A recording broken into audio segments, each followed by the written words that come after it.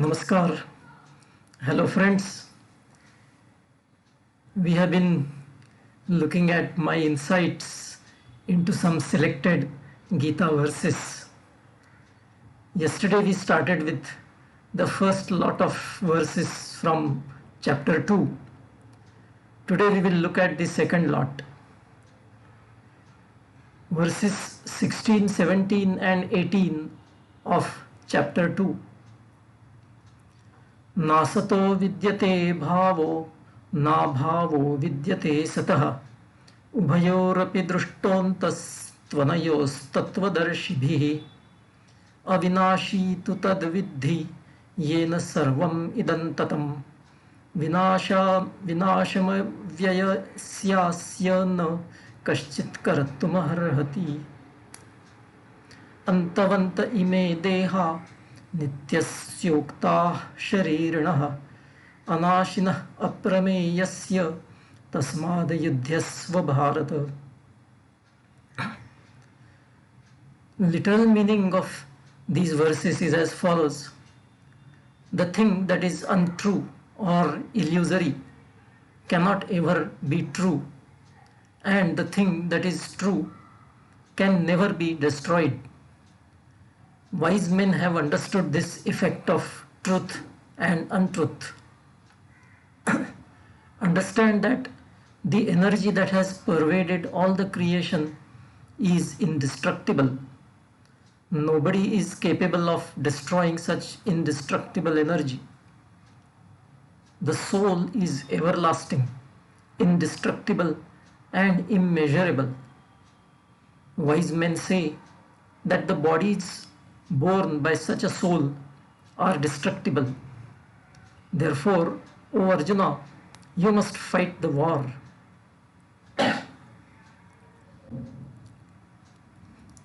Now, what is my practical insight into these verses?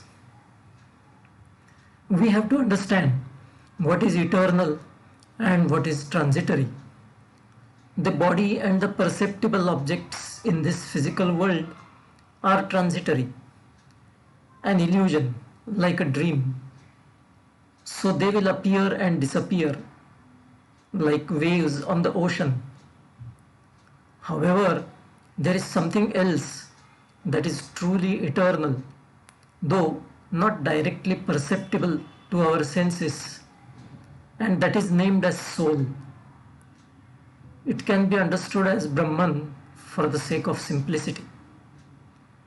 Energy and matter at a fundamental level are indestructible. They only change their form. And this we know from science. But that is true only so long as the physical creation exists. However, the fundamental concept of soul that underlies the physical bodies is indestructible in a more powerful sense. It exists even after the physical creation ceases to exist.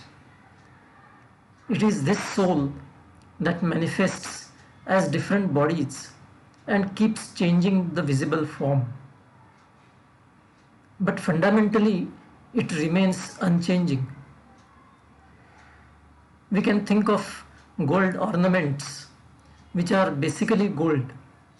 So even if the ornaments are melted, the gold remains. Another way to understand this is by way of dreams. We experience many dreams one after another in one night and night after night. But our waking state existence remains unchanged. And we don't think much about dreams when we wake up. The dreams are sustained by our waking state going into a dream conscious state. Likewise, we should not waste any emotional attachment in the superficial form which is impermanent, just as we don't think much about dreams when we wake up. Since change is the only constant in this physical world, why feel attached to any particular state? Whatever happens to the visible forms is immaterial because it is unreal. That is why Shri Krishna tells Arjuna to go ahead and proceed with the war, because it is only an unreal and transitory manifestation of the eternal, and hence not worth worrying about.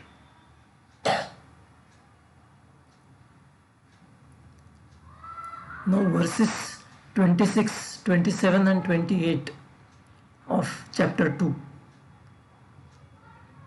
अथ चैनं नित्यजातं नित्यं वा मन्यसे मृतं तथापि त्वं वा महाबाहो नैवं शोचितुमर्हसि जातस्य हि ध्रुवो मृत्युर्ध्रुवं जन्म मृतस्य च तस्मादपरिहार्ये अर्थे न त्वं शोचितुमर्हसि अव्यक्तादीनि भूतानि व्यक्तमध्यानि भारत अव्यक्तनिधनान्येव तत्र का परिदेवना. What is the literal meaning of these verses? Now, Arjuna, even though you may believe that soul is always getting created and, and is always getting destroyed too, it is not right for you to grieve about it. One who is created certainly dies, and one who dies certainly gets born again. This is unavoidable. Hence, it is not right for you to grieve over it. O Arjuna, all these created objects are originally in an unmanifest state. Then they become manifest in the middle, and finally they become unmanifest again. So why grieve over them? Now my practical insight into these verses. The fundamental principle, namely soul or Brahman, is eternal and does neither get created nor destroyed.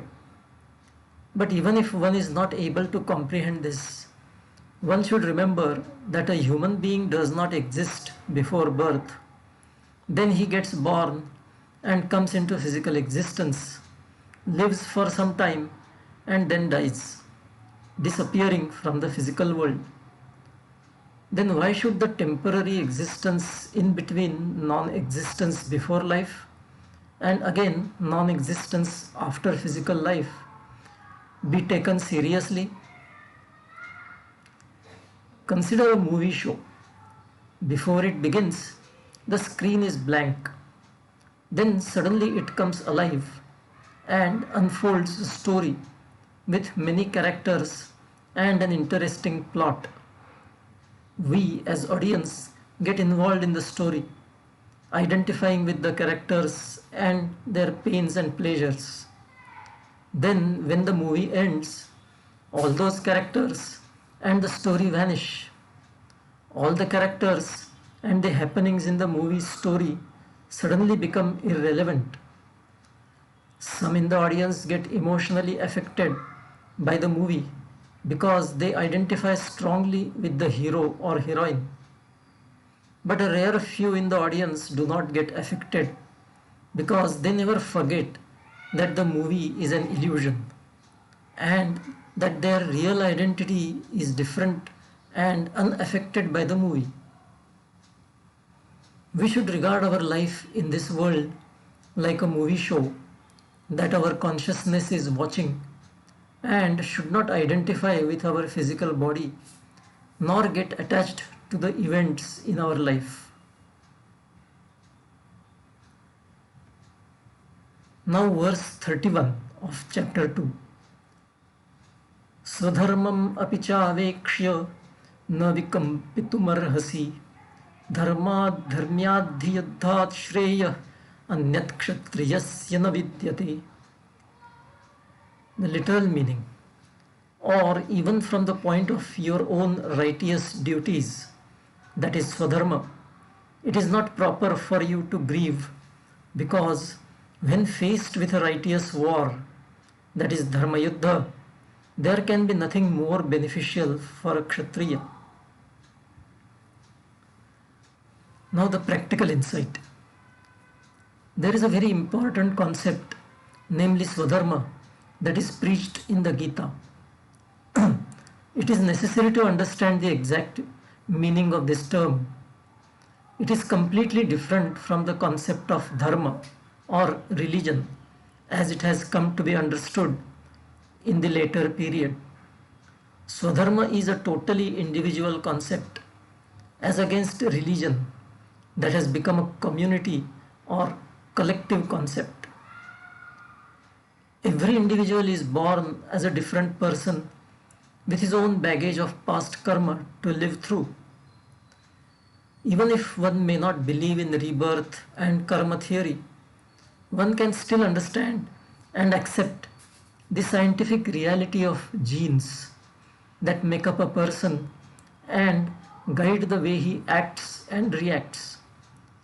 So, in effect, everyone has his own individual life course to chart that fits into the big picture for the creation.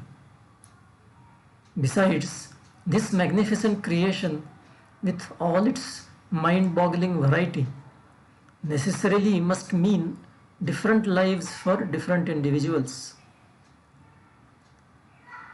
Following Swadharma is living in the constant awareness that one's life is different in its own way and is a part of the big picture for the functioning of the whole creation.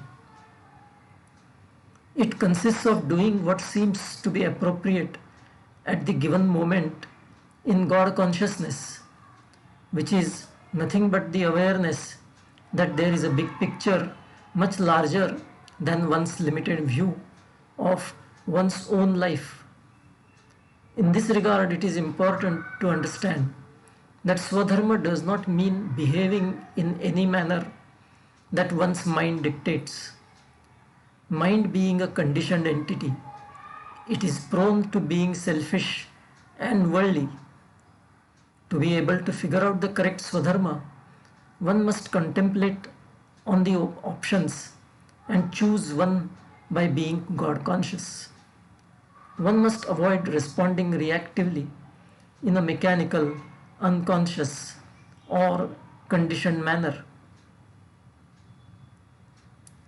In this context, I feel one example is very relevant.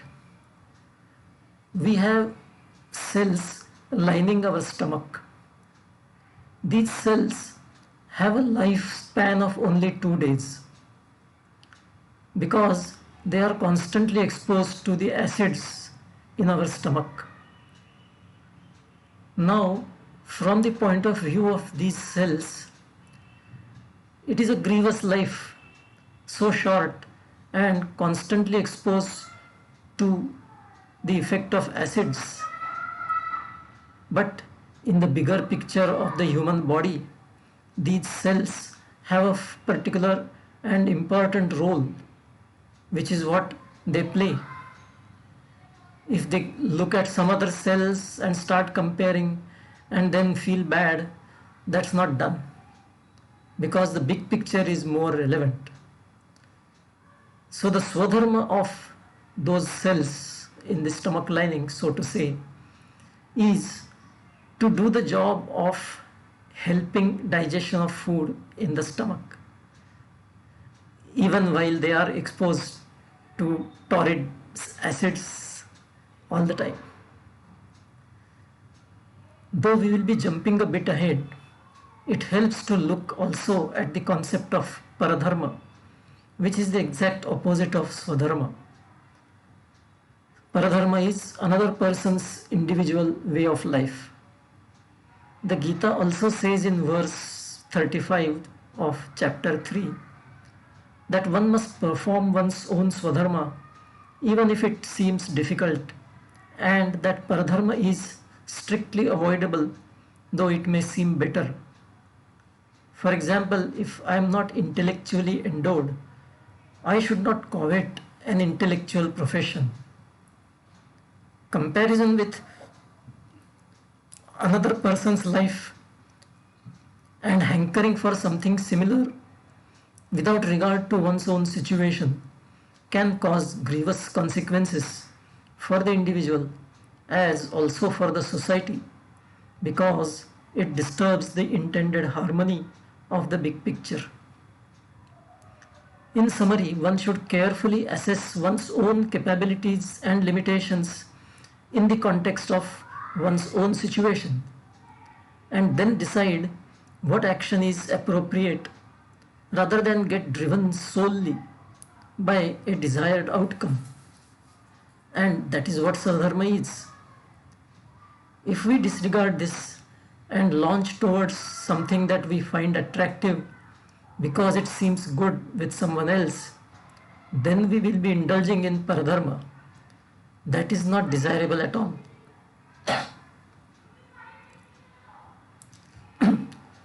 Now verses 32 and 33 of chapter 2. Yadrichaya chopapannam swargadvaramapavrutam sukhinah kshatriyaha partha labhante yuddhamidrusham atha chetvam imam dharmyam sangramam na karishyasi tatah swadharman kirtim cha hitva papamavapsyasi.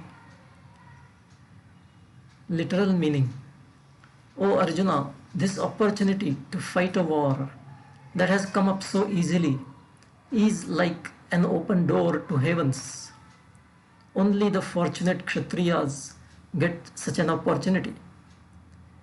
Even then, if you quit this righteous war, then you will lose your name and fame in this world, and the Swadharma that can help you reach the heavens will vanish, and you will land into sin. Practical insight into these verses. Through these two verses, Shri Krishna conveys two important lessons. One is that following Swadharma is necessary, even if it entails death. Though Shri Krishna says that a Kshatriya attains heaven if he gets killed in a battle, we may not need to accept the idea of heaven after death. We can still understand this to mean the honor that he will get after death in the battlefield is what the idea of heaven could be.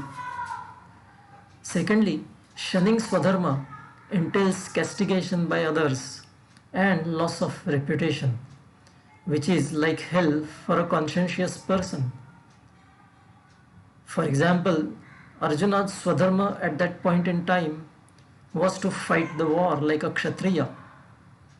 But if he were to put down his weapons and run away from the battlefield, other people would have castigated him, and all his name and fame that he had acquired so far would be destroyed completely. I will stop here today and we'll continue the next time with the next lot of verses. Until then, bye, take care.